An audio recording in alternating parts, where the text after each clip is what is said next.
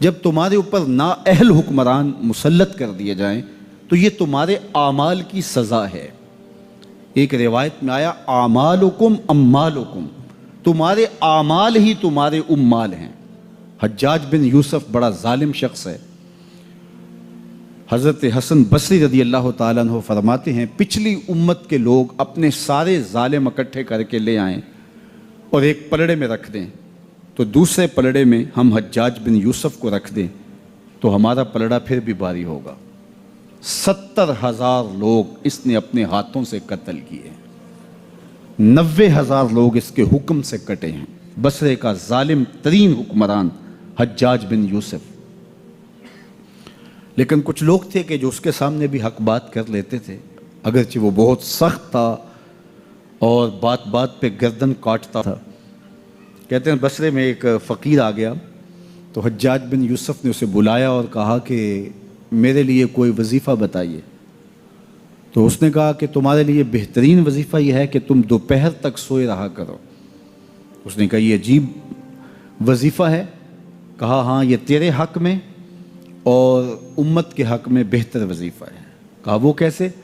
کہا تم دوپہر تک سوئے رہو گے تو اس کا نتیجہ یہ ہوگا کہ لوگ تیرے ظلم سے بچے رہیں گے اور تیرے بھی نامہ اعمال کے اندر گناہ کم درج ہوں گے، اس لیے تیرے لیے بہترین وظیفہ ہے کہ تو دوپہر تک سویا رہے۔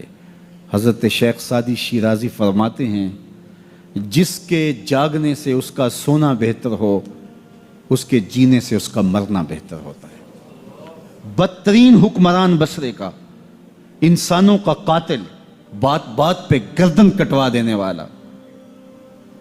کسی نے کہا حجاج اگر تو بچہ تھا، اس وقت تیری عمر اتنی زیادہ نہیں تھی، لیکن تو نے دور عمر تو دیکھا ہوا ہے، تو اتنا ظالمانہ انداز کیوں اختیار کیے ہوئے؟ تو حضرت عمر جیسا حکمران کیوں نہیں بن جاتا؟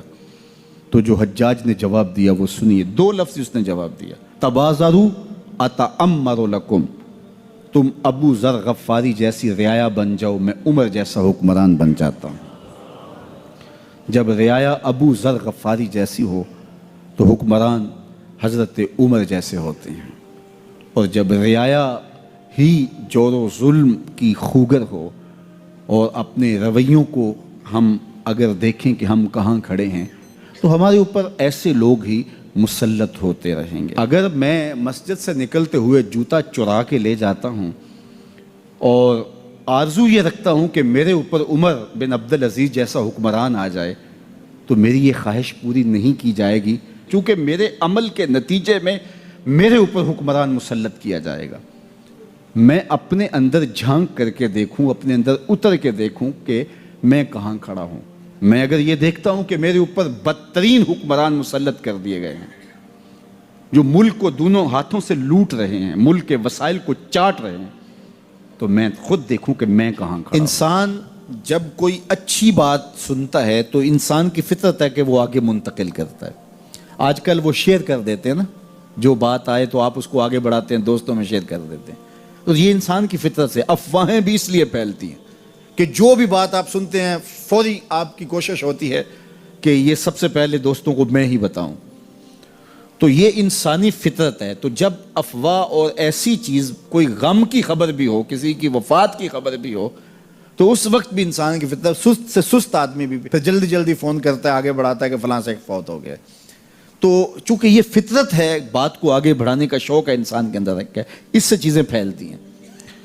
اور پھر جو خیر کی خبر ہوگی یا خیر کی بات ہوگی تو اس کو تو آگے پھیلانے کا پھر ہمارا دین بھی ہمیں ترغیب دیتا ہے، جذبہ دلاتا ہے۔ تو حضرت ابو ہریرہ اس جذبے کے تحت جو سنتے تھے پھر آگے منتقل کرتے۔ اب حضور کی بارگاہ سے اٹھ کے جاتے تو سب سے پہلے گھر جاتے اور سب سے پہلے اپنی ماں کو ہی سناتے، اور ماں تھی کافرہ، وہ سننے کی بجائے، خوش ہونے کی بجائے سن کے وہ الٹا ناراض ہوتی اور کوئی نہ کوئی ایسی بات کر دیتی۔ سید ابو ہریرہ سے گوارا نہ ہوتا۔ ایک دن انہوں نے کوئی ایسی بات کر دی کہ حضرت سیدنا ابو ہریرہ رضی اللہ تعالیٰ عنہ نے فیصلہ کر لیا کہ آج ماں کو چھوڑ دینا ہے، کیونکہ میں یہ گوارا نہیں کرتا کہ میرے آقا کے بارے میں کوئی ایسا جملہ کوئی بولے۔ اور تھی گھر میں ماں ہی، بھائی بھی کوئی نہیں تھا، بہن بھی کوئی نہیں تھی، باپ بھی فوت ہو گئے تھے، شادی بھی نہیں ہوئی تھی۔ تو ماں ہی ماں گھر میں، اور ماں اور بیٹا اکٹھے رہتے ہو تو پھر محبت بھی مثالی ہوتی ہے. تو اب ماں ہی ایک رشتہ ہے مادی دنیا کے اوپر. تو حضرت ابو ہریرہ رضی اللہ تعالیٰ عنہ نے فیصلہ کر لیا کہ چھوڑ دینا ہے. چھوڑ کے گھر سے نکلے، لیکن دل ڈوب رہا ہے کہ ایک ہی تو رشتہ تھا وہ بھی گیا. افسردہ ہے، حضور کی خدمت میں پہنچے. دل و قلب و نگاہ کے مرشد اولین نے ابو ہریرہ کی اداسی دیکھی تو فرمایا ابو ہریرہ کیا بات ہے؟ تو حضرت ابو ہریرہ جس طرح بندہ پھٹ نہیں پڑتا، تو عرض کی حضور میری ماں کی ہدایت کی دعا کر دیجئے. ساری کہانی 2 لفظوں میں بیان کر دی، میری ماں کی ہدایت کی دعا کر دیجئے. حضور نے نہیں پوچھا کیا ہوا، کیا ماجرا ہوا، فوراً ہاتھ اٹھ گئے. اور لفظ کیا تھے؟ اللہم اہد ام ابی ہریرہ تھا، اے اللہ ابو ہریرہ کی ماں کو ہدایت دے دے.